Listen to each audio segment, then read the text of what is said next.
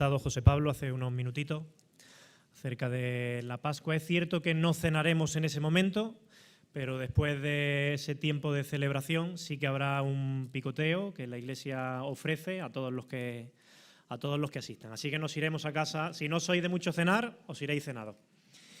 Y también recordar que el domingo de Resurrección por la mañana, después de estar en el parque a las 9 de la mañana teniendo nuestro tiempo de oración y de alabanza, vendremos a la iglesia y nuestro querido hermano Milton, probablemente con algunas otras personas, nos tendrán preparados unos ricos churros para poder desayunar juntos antes del culto.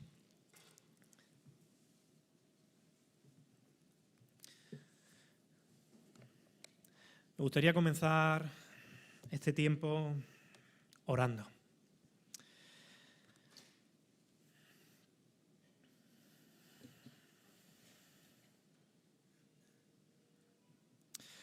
Padre, mira nuestra condición y nuestra necesidad de ti. Y en esta mañana, Señor, queremos pedirte que nos hables a través de tu palabra. Háblanos personalmente a cada uno de nosotros. Conmuévenos, Señor, con estas verdades en las que vamos a meditar en esta mañana.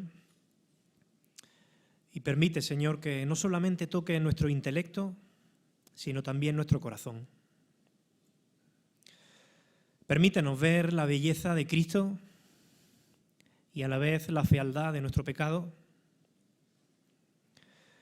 Permítenos entender tu Evangelio y deleitarnos en él. Y si en esta mañana, Señor, alguien aún no ha conocido la buena noticia de Jesucristo, que hoy pueda entenderla y que pueda ser salvo por la fe en Jesús. Bendice este tiempo. Amén. Bueno, como sabéis, hoy es Domingo de Ramos y comienza la que es la semana más importante de la historia. Y como Iglesia queremos detenernos y reflexionar en todos estos hechos, pero no lo queremos hacer de una manera frívola, porque a veces estamos tan familiarizados ya con estos hechos que esa familiaridad se convierte precisamente en el mayor enemigo de la adoración. Es decir, podemos pasar superficialmente un domingo tras otro sobre estos hechos sin que realmente conmuevan nuestro corazón. Qué triste, ¿verdad? Sería que viésemos la cruz y nunca se nos salten las lágrimas. Que cantemos tanto sobre la sangre de Cristo que ya no nos conmueva. Que hayamos escuchado tantos sermones sobre la resurrección que ya deje de asombrarnos. Tenemos que cuidarnos de no perder nunca ese primer amor, esa capacidad de asombrarnos por lo que Cristo ha hecho por nosotros. Por eso estamos precisamente aquí en esta mañana. No estamos simplemente para celebrar una tradición religiosa, ¿vale? Recuerda que sobre estos eventos que vamos a ver en el día de hoy, también la semana que viene, descansa toda nuestra fe cristiana. Estamos aquí porque necesitamos volver a mirar, volver a sentir, detenernos ante la cruz, dejarnos quebrantar por lo que debería quebrantarnos todos los días. Hace 2000 años, el mundo fue testigo del mayor acto de amor de toda la historia.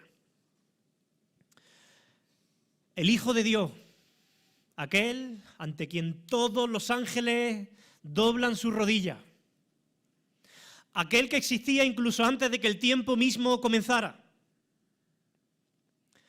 decidió descender y vestirse de nuestra humana condición. Piénsalo.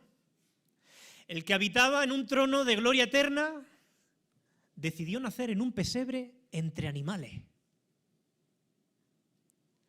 El que sostenía el universo con su palabra fue sostenido por los brazos de una madre adolescente. El que poseía toda la riqueza creció en la pobreza de Nazaret. El que disfrutaba de eterna y perfecta comunión con el Padre vino al mundo y no tenía ni dónde recostar su cabeza. ¿Por qué? ¿Por qué hizo todo eso? Por nosotros, por ti y por mí. Y lo más sorprendente de todo esto es que a pesar de ello, Jesús no fue recibido con honores, sino con rechazo. No fue celebrado, sino ignorado. No fue abrazado, sino despreciado. De hecho, la Escritura dice en el Evangelio de Juan, a lo suyo vino y los suyos ¿qué hicieron? No le recibieron. Uno lee los Evangelios y se da cuenta que Jesús vino a sanar y le llamaron endemoniado. Vino a liberar y lo acusaban de blasfemo. Vino a dar vida y decidimos quitársela. Su propia familia decía de él que estaba loco, que estaba fuera de sí. Su propio pueblo gritaba, demonio tienes. Y sus milagros se los atribuyeron al príncipe de las tinieblas. Y sin embargo Jesús no desiste, no abandona su misión. Él sigue sanando, sigue predicando, sigue perdonando, sigue amando y sigue avanzando hacia Jerusalén, hacia la cruz, hacia el momento para el cual Él había venido. Pero lo curioso es que todo este rechazo, el rechazo más profundo, no vino de parte de sus enemigos, vino precisamente de los suyos. 12 hombres que lo vieron todo, escucharon cada palabra, vieron cada milagro de Jesús. 12 hombres en los que Jesús invirtió 3 años de su vida y en la hora más difícil que hicieron. Uno de ellos le vende por 30 monedas de plata, el precio de un esclavo. Otro, el que parecía más apasionado, aunque todos te abandonen, yo no te abandonaré.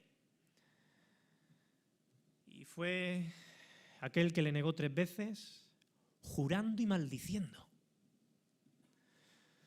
Y el resto de discípulos huyó, desaparecieron en la oscuridad de la noche.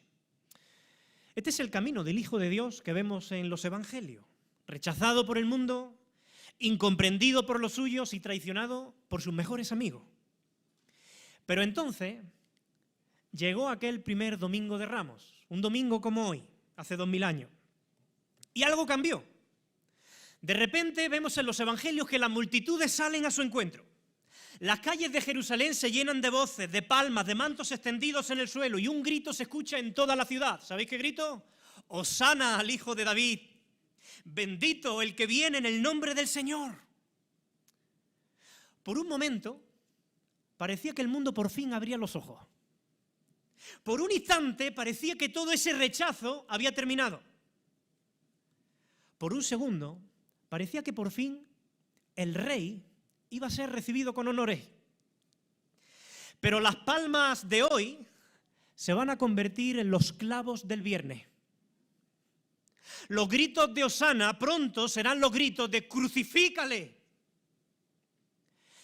Y las mismas manos que hoy le aclaman serán las que pronto pidan su muerte.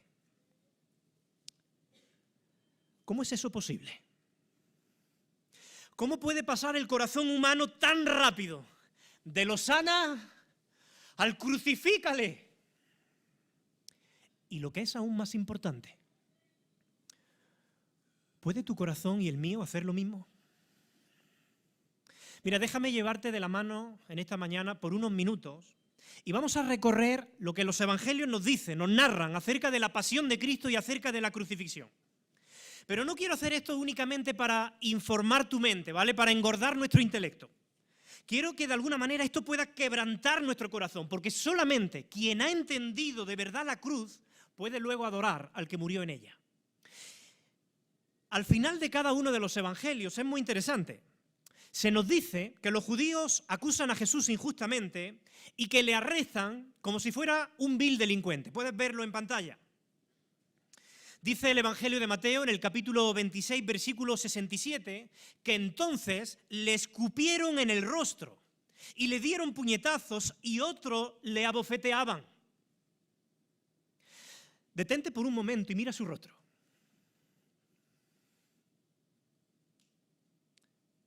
Porque ese rostro que escupieron será el mismo ante el cual un día toda rodilla se doblará. Y esas manos que le golpean son las mismas manos que él había formado en el vientre de su madre. Lo llevaron ante Pilato como si de un animal se tratara, atado. Y dice el profeta Isaías que angustiado él y afligido, no abrió su boca, que como cordero fue llevado al matadero y como oveja delante de sus trasquiladores se enmudeció y no abrió su boca. Fíjate bien, no hay resistencia por su parte, no hay lucha. Él se entrega por completo, voluntariamente, en obediencia.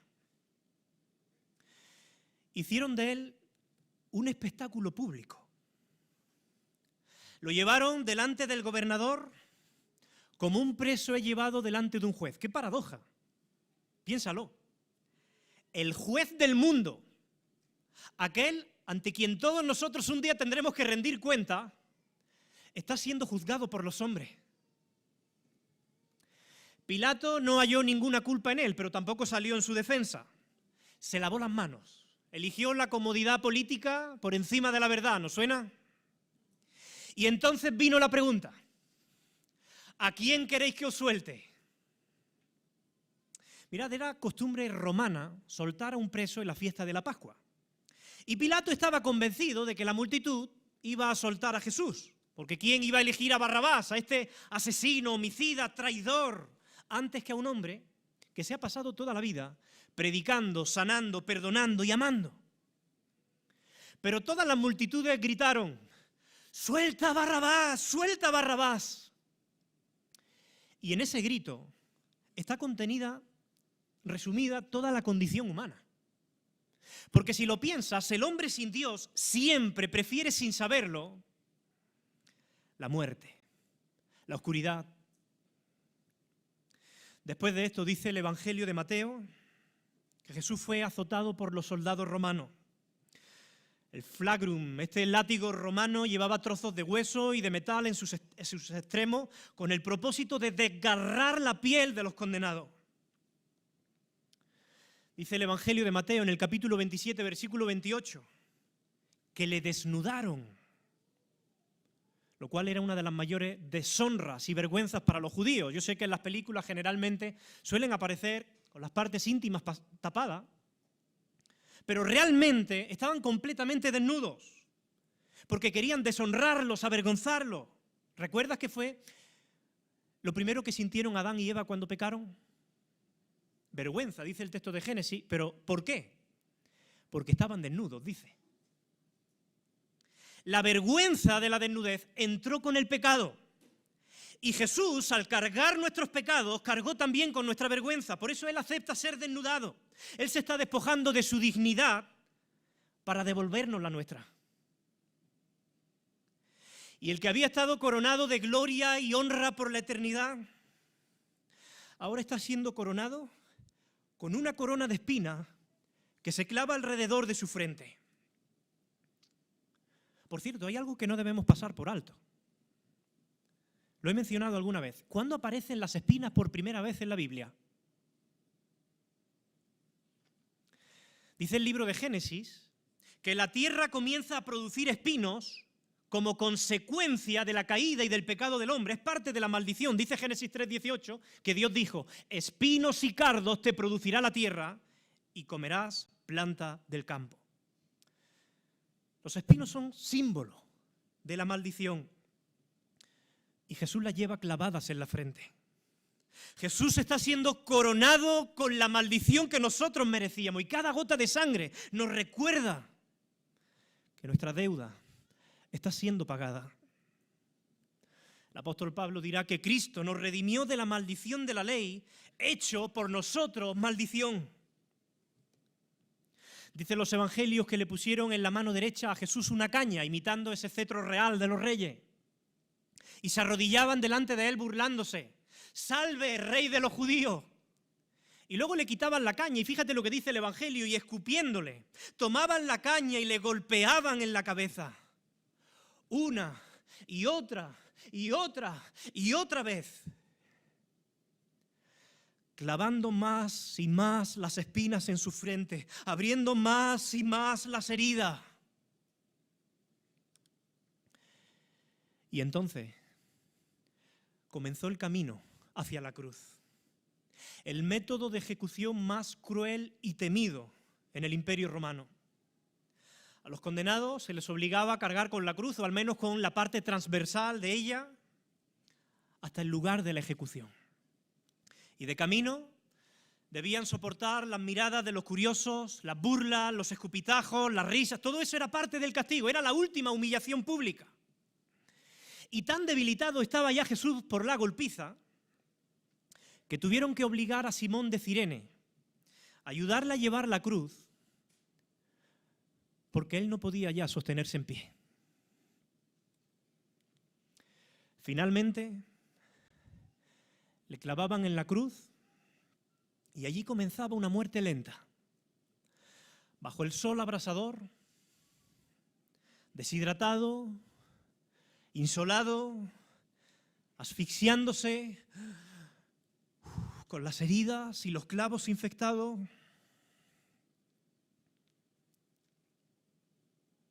Ahora bien, cuando nosotros leemos este relato de la pasión, muchas veces lo hacemos como observadores que están fuera de la historia, ¿verdad? Y a menudo pensamos dentro de nosotros, ¡oh, qué crueles fueron los judíos! ¡Cuán malvados fueron los romanos! ¡Y qué cobardes aquellos discípulos! Y no nos llegamos a sentir identificados con el relato porque lo vemos como observadores que están afuera de la historia. Pero ¿te has preguntado alguna vez qué habrías hecho tú si hubieras estado allí? ¿Crees que actuarías mejor que los discípulos? ¿Crees que hubieras actuado diferente a los judíos o romanos? Las Escrituras no nos permiten sentirnos como observadores o espectadores ajenos o indiferentes. El apóstol Pablo dirá, refiriéndose a todos y cada uno de nosotros, que si siendo enemigos fuimos reconciliados con Dios por medio de la muerte de su Hijo. Fíjate qué interesante. Enemigos. Esa es la palabra que utiliza el apóstol Pablo, inspirado por el Espíritu Santo. No espectadores, no inocentes, enemigos. Si hubieras estado allí entre la multitud, tú serías también como yo, de aquellos que le escupirían, de aquellos que gritaban, ¡suelta a Barrabás! ¡Sálvate, rey de los judíos! ¡Crucifícale! Y no podemos recordar la pasión sin sentirnos identificados con ella, porque fueron tus pecados y los míos los que llevaron a Jesús a la cruz. ¿Quién llevó a Jesús a la cruz? Desde una perspectiva humana podríamos pensar, bueno, fue Judas quien lo entregó a los sacerdotes. Fueron los sacerdotes los que le llevaron ante Poncio Pilato. Fue Pilato el que lo entregó a los soldados romanos y estos, animados por los judíos, le dieron muerte. Pero desde una perspectiva bíblica, no fue Judas por dinero. Tampoco fue Pilato por temor. Ni siquiera los judíos por envidia. Sino el Padre y por amor. Fue el Padre quien entregó a Jesús en mutuo acuerdo con el Hijo. Fíjate lo que dirá el apóstol Pablo haciendo referencia a Dios el Padre. En Romanos capítulo 8 dice, el que no escatimó ni a su propio Hijo, sino ¿qué hizo? Lo entregó por todos nosotros. El Padre lo entregó por todos nosotros, lo entregó por ti. En otro lugar el apóstol Pablo dirá en Gálatas, lo que ahora vivo en la carne, lo vivo en la fe del Hijo de Dios, de Jesús, el cual me amó y ¿qué hizo? Se entregó a sí mismo, Él se entregó a sí mismo por mí. El Padre entregó al Hijo, el Hijo se entregó a sí mismo. Si te das cuenta, no son víctimas del odio humano. Son los autores del amor más grande que el mundo jamás haya conocido. ¿No es esto un motivo de celebración? A mí me gustaría, antes de seguir, que pudiésemos hacer algo. Voy a pedir al grupo de alabanza si puede salir. Se ha repartido en el hall de entrada el pan y el vino. Y vamos a participar en unos minutos de este símbolo del pan, que representa el cuerpo de Cristo molido por nuestros pecados. Pero te voy a pedir que por unos minutos lo sostenga en tu mano y que medites en esta canción. Medita. Y mientras escuchas esta canción y piensas en esto, te animo a que dentro de ti estés diciendo dos cosas que parecen contradictorias, pero que son totalmente ciertas ambas. Por un lado, tendrás que decir: yo lo hice, Señor. Fueron mis pecados los que te llevaron a la cruz. Yo era ese enemigo que deseaba tu muerte. Pero por otro lado, tendrás que decir: lo hiciste tú, Señor. Tu amor por mí te llevó allí. Nadie te quitó la vida. Tú la diste por mí. Medita en esto mientras cantamos esta canción. Y luego, todos juntos, tomaremos de este pan.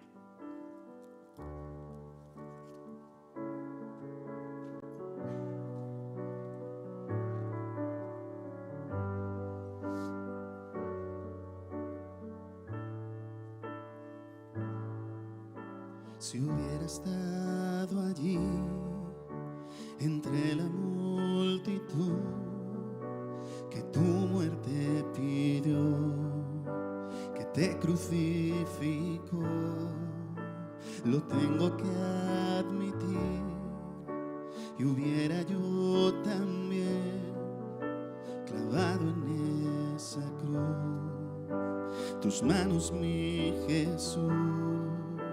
Si hubiera estado allí, pensándolo más bien, también yo estaba allí. Yo fui el que te escupió y tu costado hirió. Pensándolo más bien, yo fui el que coronó de espinas y dolor tu frente, buen Señor. También yo estaba allí.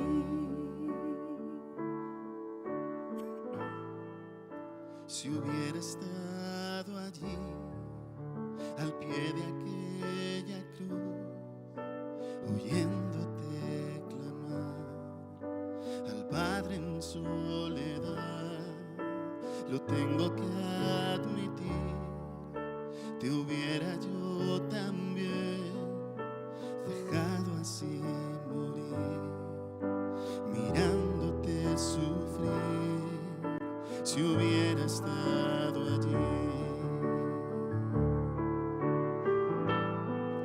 Pensándolo más bien, también yo estaba allí.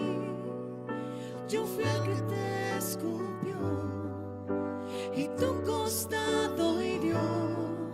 Pensándolo más bien, yo fui el que coronó de espinas y dolor tu frente, buen Señor.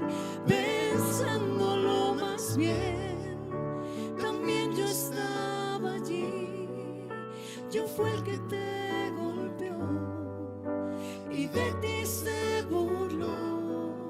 Pensándolo más bien, yo fui el que te azotó, yo fui el que laceró tu espalda, mi Señor. También yo estaba allí.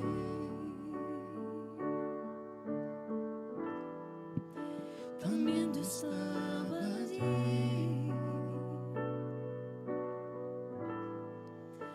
También yo estaba allí.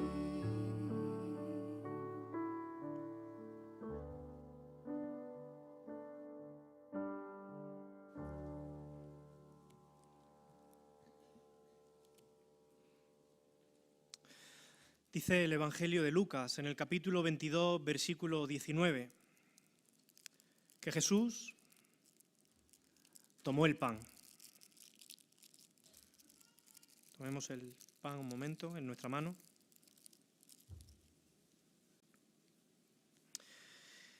Y dio gracias, y lo partió, y les dio diciendo: esto es mi cuerpo, que por vosotros es dado.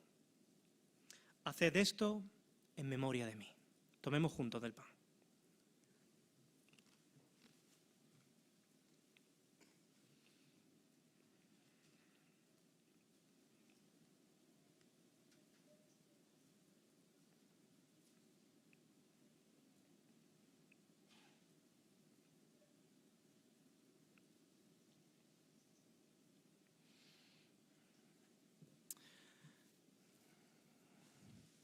Señor Jesús, gracias por este pan que representa tu cuerpo entregado en la cruz por cada uno de nosotros. Y gracias, Señor, porque tú aceptaste el castigo que a nosotros nos correspondía. Te pido, Señor, que estas verdades con las que estamos tan familiarizados sigan conmoviendo nuestro corazón día a día.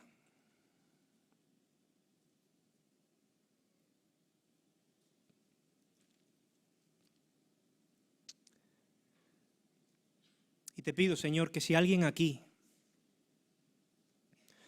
no había entendido hasta el día de hoy este sacrificio que tú has hecho por él, que en esta mañana tú te reveles a su vida. Amén, Señor. Vamos a continuar con la predicación antes de tomar el vino.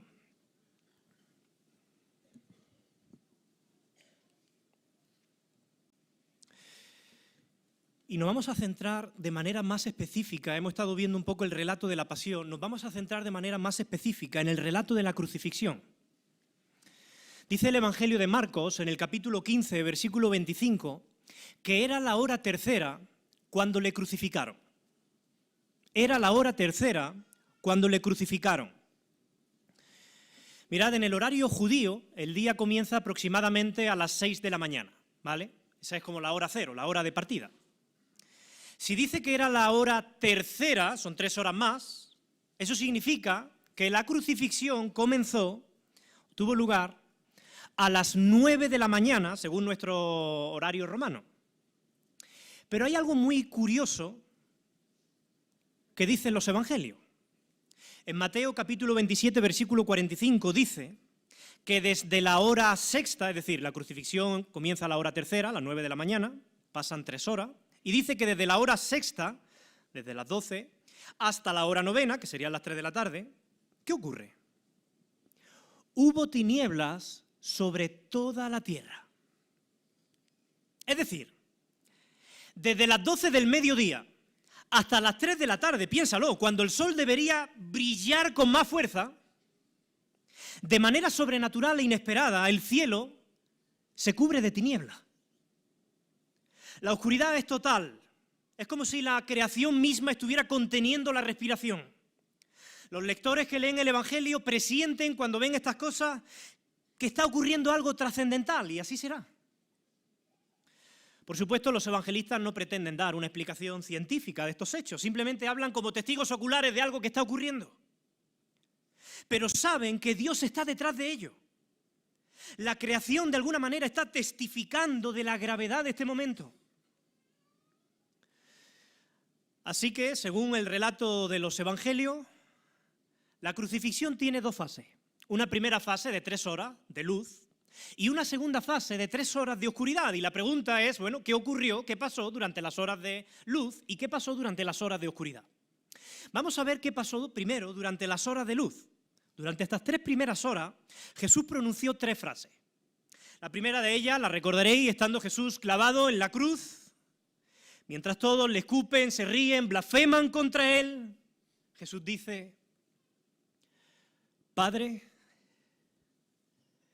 perdónalo, porque no saben lo que hacen.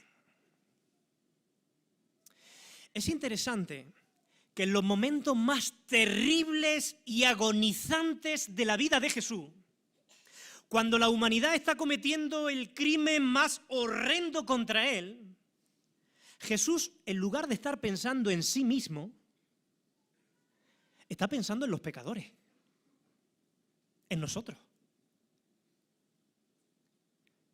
Y pide al Padre que los perdone, que no derrame su juicio sobre ellos, porque están cometiendo ese acto en ignorancia, no saben lo que hacen, papá. ¿Te has preguntado alguna vez por qué Jesús pide al Padre que los perdone? ¿Acaso Jesús, que es Dios, no tiene poder y potestad para perdonar pecados por sí mismo? ¿No lo hizo antes ya? ¿Recordáis cuando Jesús se acerca al paralítico y le dice, hijo, tus pecados te son perdonados? Jesús tenía y tiene autoridad para perdonar pecados. También aquí, Él pudo haber hecho lo mismo. Jesús puede conceder, Él es quien concede este perdón salvífico. Pero en este caso, Jesús le está pidiendo al Padre por un perdón diferente. No es este perdón salvífico y universal. Fíjate que Jesús está dirigiendo esta petición a Dios como Padre. Y esto es importante. Ponte en un momento en su lugar. ¿Qué sentirías tú como padre si delante de tus narices están dañando a tu hijo de esta manera? Insultándole, escupiéndole, blasfemando contra él, golpeándole, dañándole de una forma tan cruel e injusta. ¿Qué sentiría un padre? Lógicamente sentirías una ira, un enojo, un deseo incontenible de hacer justicia. Y evidentemente la ira, el enojo, la justicia de Dios es muy diferente a la nuestra, porque Él es santo. Pero el Padre está viendo cómo la humanidad está tratando a su Hijo y Él tiene todo el derecho de derramar su justa ira sobre ello. Y por eso Jesús ruega al Padre que los perdone, que contenga su ira por un instante. A pesar de que Jesús tiene todo el derecho de estar pensando en sí mismo, en sus sufrimientos injustos y en pedir al Padre que derrame su justa ira sobre ello, pide al Padre que contenga su justicia por un poco más de tiempo.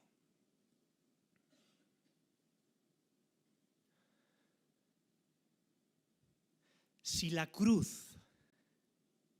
ni siquiera la cruz fue suficiente para que Él dejara de amarnos, ¿qué nos podrá separar del amor de Cristo?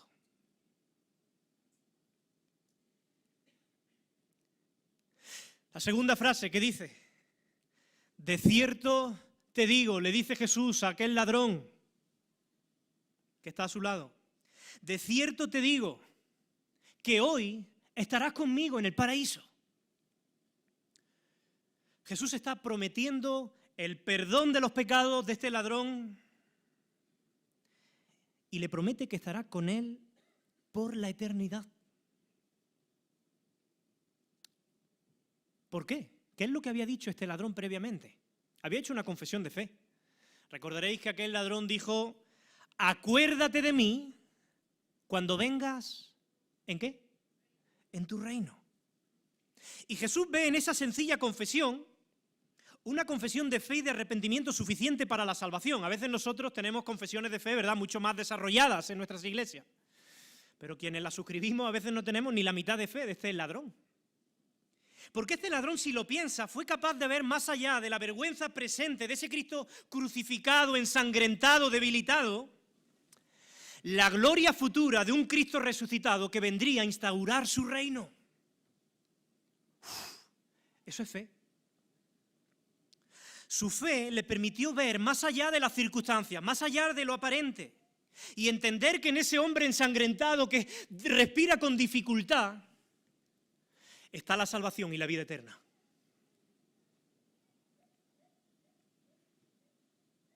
¿Has puesto tu fe en ese Jesús? La tercera frase, Jesús estando en la cruz mira a su madre.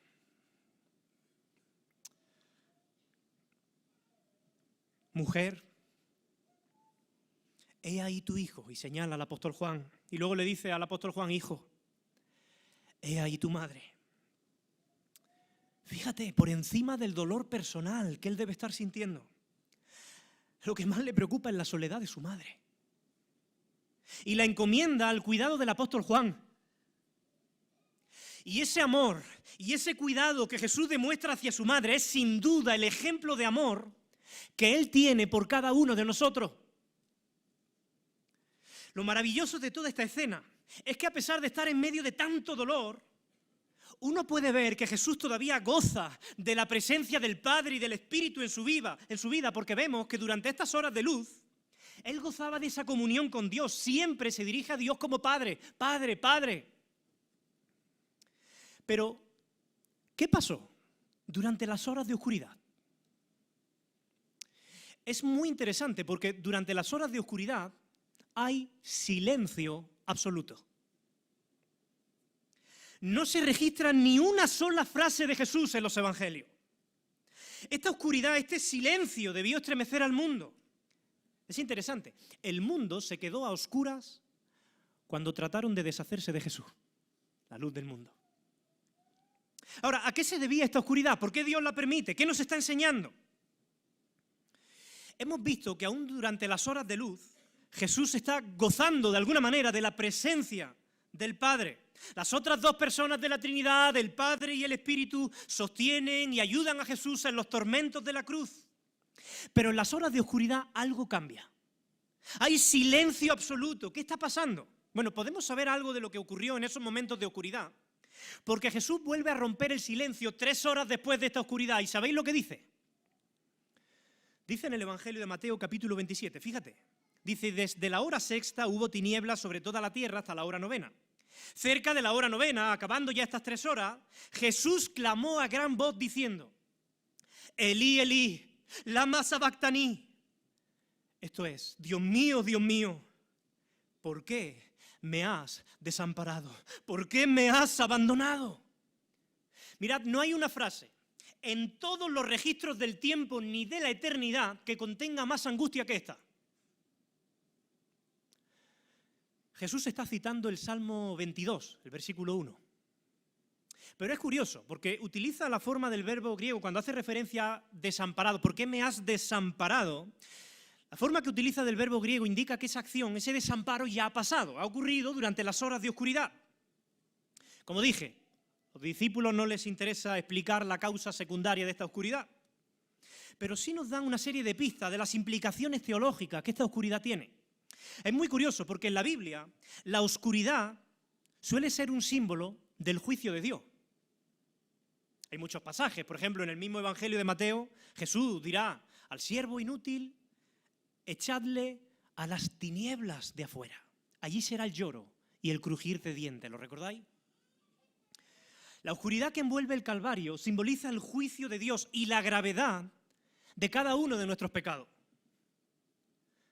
Dios está cumpliendo el juicio sobre nuestros pecados. El juicio que nos correspondía a nosotros está cayendo sobre Él. A nosotros nos correspondía ser lanzados a la oscuridad. Pero Él tomó nuestro lugar y Él bebió hasta la última gota del cáliz de la ira de Dios. Ni una sola gota quedó para nosotros. Cada uno de nuestros pecados tiene un precio. Y Cristo lo pagó todos. Todos. Pero escucha bien, el juicio de Dios es real. A veces se habla poco de esto. Y solo hay 2 opciones. O ese juicio de Dios cayó sobre Cristo en tu lugar, o un día caerá sobre ti. ¿Has ejercido tú la fe y el arrepentimiento de tal manera que puedes decir con certeza, Cristo es mi sustituto? En segundo lugar, esa oscuridad representa la separación con el Padre. Recordaréis que el apóstol Juan escribió en su primera epístola que Dios es luz y que no hay ningunas tinieblas en Él. ¿Lo recordáis?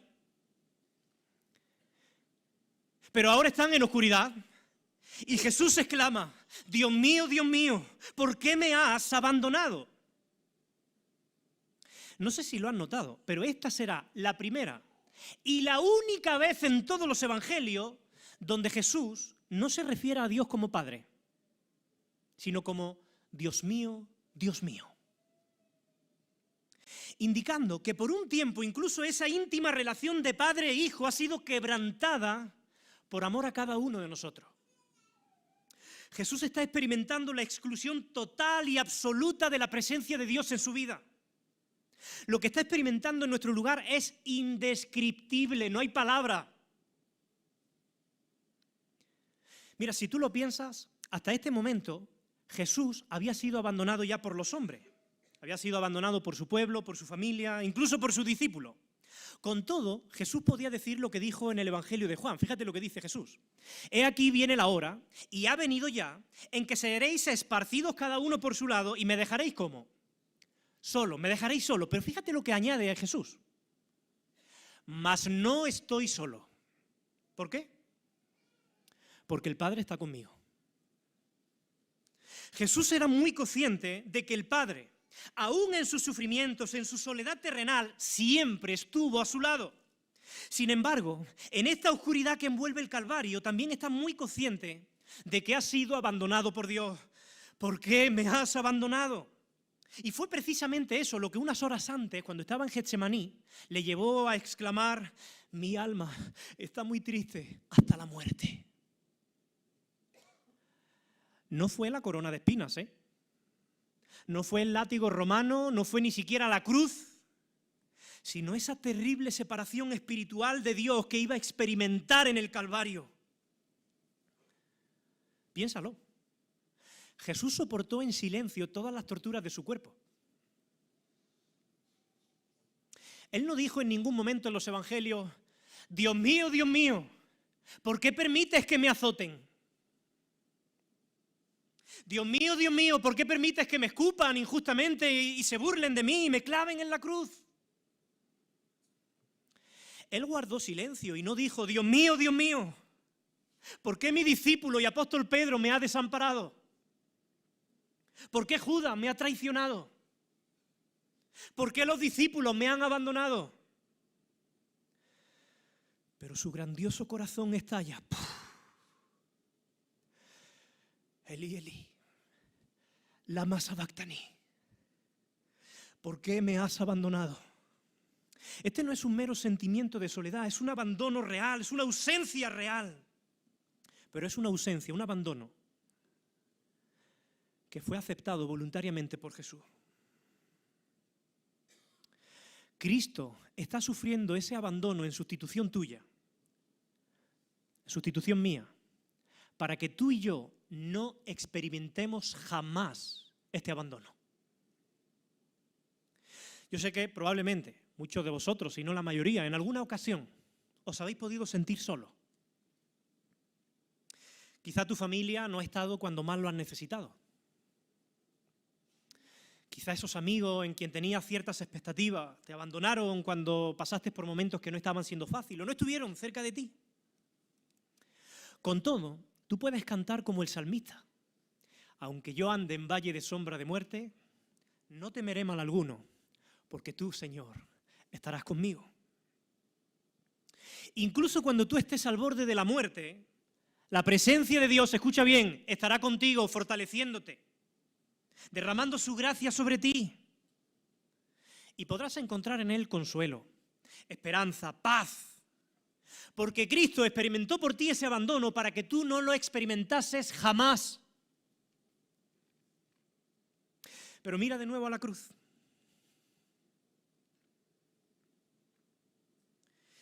La cruz nos da dos lecciones importantes. En primer lugar, que nuestros pecados son extremadamente horribles. Mira, no puede haber adoración genuina. No puede haber fe verdadera, no puede haber cristianismo auténtico si el pecado está siendo consentido y amado en nuestra vida. Piensa en tu pecado, piensa en él. Y luego mira la cruz. Quien de verdad ama a Cristo debe aborrecer su pecado. Porque fue su pecado lo que le proporcionó a Cristo tal agonía. Pero lo segundo que nos enseña la cruz no es solo que nuestros pecados son extremadamente horribles, sino que nuestro Dios es extremadamente maravilloso. Porque Dios podría habernos abandonado para que recibiéramos lo que justamente merecíamos por nuestro pecado. Pero Dios te ama tanto que a pesar de tu rechazo, a pesar de que éramos sus enemigos, como dice Pablo, vino al mundo a vivir la vida perfecta que nosotros no podíamos vivir y nos amó hasta la muerte y muerte de cruz. Y estuvo dispuesto a llevar tu pecado, tu culpa, tu vergüenza, el juicio y la muerte que a ti y a mí nos correspondían. Y me gustaría de nuevo invitar al grupo de alabanza a salir al frente.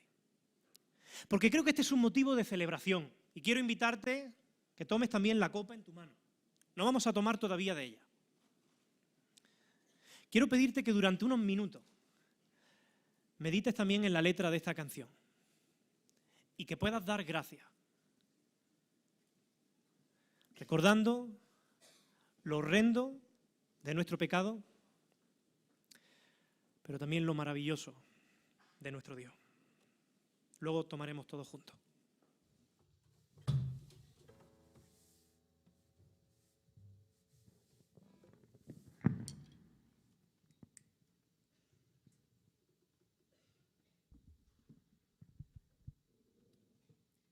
Podéis cantar con nosotros si queréis esta canción, si os apetece estar ahí sentados o de pie, como queráis.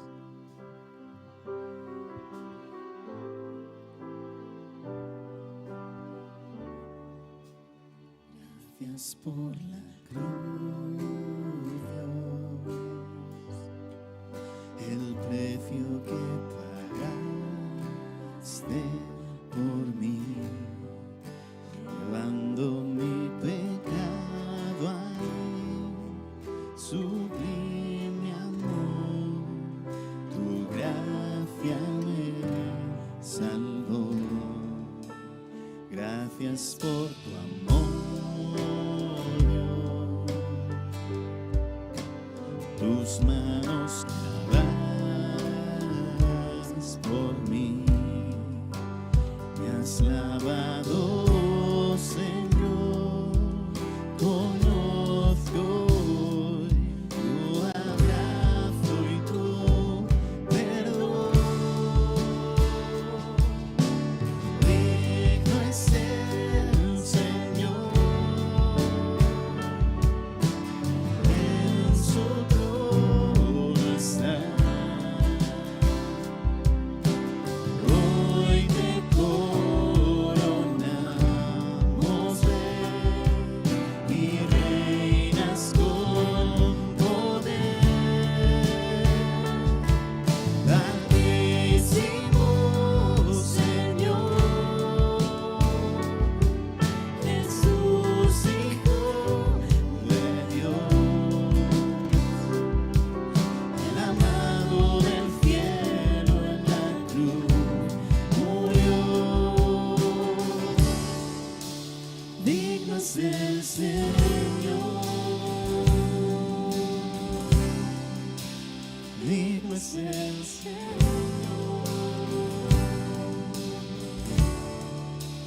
Gracias por la cruz, Dios, el precio que pagaste por mí, llevando mi pecado ahí, sublime amor, tu gracia me salvó. Gracias por tu amor, Dios, tus manos clavadas por mí,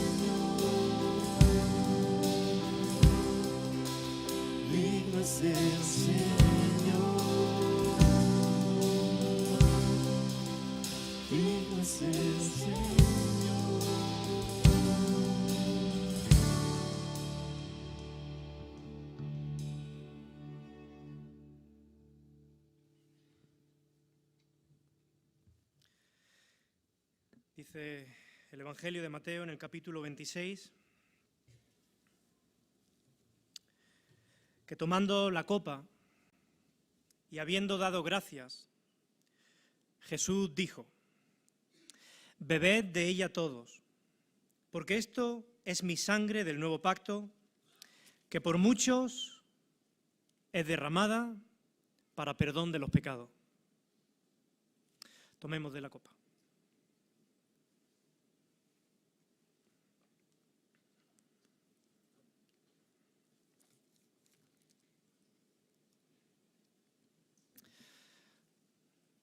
Señor, te damos gracias por este vino, este fruto de la vid, que representa o simboliza tu sangre derramada en favor nuestra. Ayúdanos, Señor, a vivir vidas llenas de gratitud a ti por este acto de amor. Queremos que nuestras vidas sean un sacrificio vivo para ti, porque ningún sacrificio que hagamos hoy por ti será mayor que ese sacrificio que tú hiciste por cada uno de nosotros. Amén, Señor.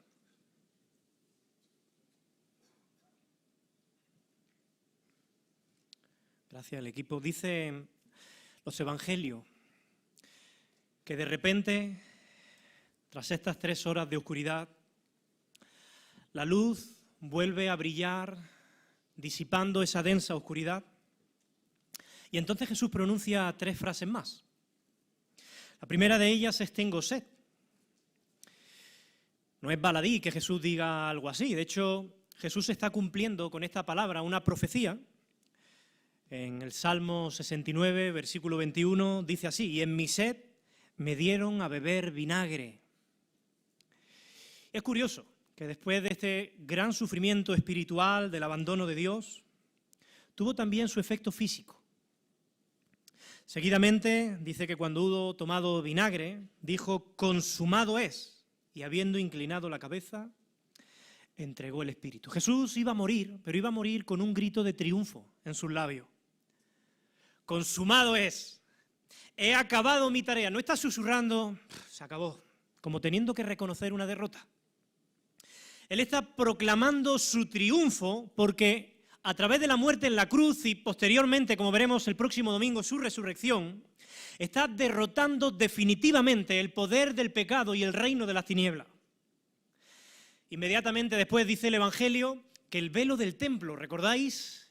Ese velo que durante siglos había de alguna manera simbolizado esa separación de los pecadores de la presencia de Dios, se rasga de arriba abajo. ¿Por qué?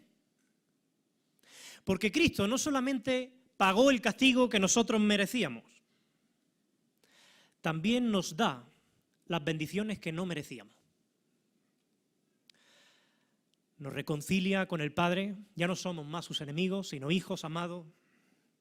Nos da libertad sobre el poder del pecado que antes nos mantenía esclavos.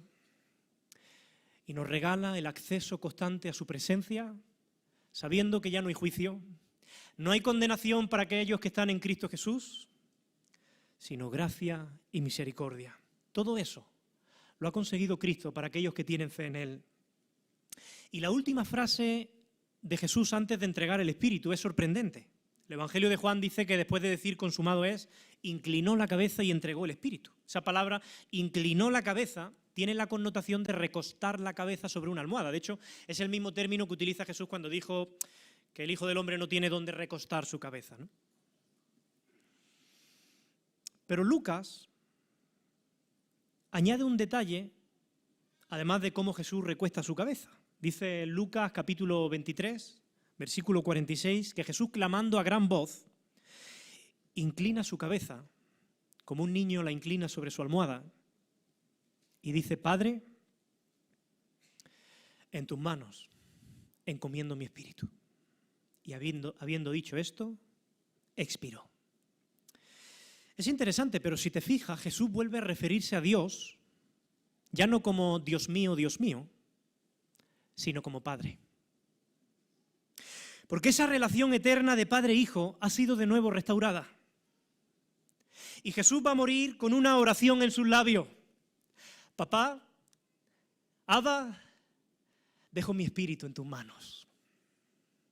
Jesús está citando el Salmo 31, el versículo 5, que dice: en tus manos encomiendo mi espíritu. Dicen algunos comentaristas que ese versículo también lo recitaban algunos niños judíos antes de acostarse a dormir. Pero Jesús hace esta oración más tierna añadiéndole la palabra Padre, papá. Porque incluso en los sufrimientos de la cruz, la muerte era para Jesús como quedarse dormido confiadamente en los brazos de su Padre. Fijaos qué confianza en su victoria y en la soberanía de Dios. Y esa confianza también puede ser tuya y puede ser mía. Aquellos que hemos puesto nuestra fe en Jesús de Nazaret podemos tener la misma paz y el mismo consuelo que Jesús tuvo para afrontar la vida y para afrontar la muerte. ¿Tienes miedo a la muerte? ¿Hay alguien aquí que no tiene seguridad de su destino eterno? Ven a Cristo. Porque Él promete que si vienes a Él con fe y arrepentimiento, va a perdonarte, va a abrazarte. Pero hay algo que Dios no ha prometido. Y es un mañana para arrepentirte. ¿Y si dentro de poco no hay un mañana para ti? ¿Y si es hoy, en este momento, en este minuto en el que me estás escuchando, cuando Dios te está diciendo ahora, es el momento en el que estoy esperando que te arrepientas y pongas en mí tu confianza? Mira a Jesús y solo cree y confía en que Él estuvo allí por ti y que Él te ha abierto el camino al cielo. Él es suficiente, su obra es suficiente para salvarte y Él no se avergüenza de ti, no importa cuán grandes hayan sido tus pecados, su gracia es mayor. Acércate a Él, porque gracias a Jesús, nosotros que antes éramos sus enemigos, ahora somos tratados como hijos. Cristo ya ha dado el paso hacia ti. ¿Por qué no das tú hoy el paso hacia Él? Si quieres entregar tu vida a Cristo, ahí donde está, dile: Señor Jesús, te entrego mi vida y mi corazón a ti. Perdona mi pecado. Perdona el que haya llevado una vida de espaldas a ti. Cámbiame, transfórmame, dame una nueva naturaleza, derrama tu espíritu sobre mi vida, dame un nuevo corazón. Ayúdame a vivir en obediencia, enséñame a confiar en el sacrificio de Cristo en favor nuestro. Si has dado este paso en esta mañana, no te lo guardes, porque este es un motivo también de alegría y de celebración. Comunícamelo, comunícalo a los hermanos. Que el Señor os bendiga. Amén.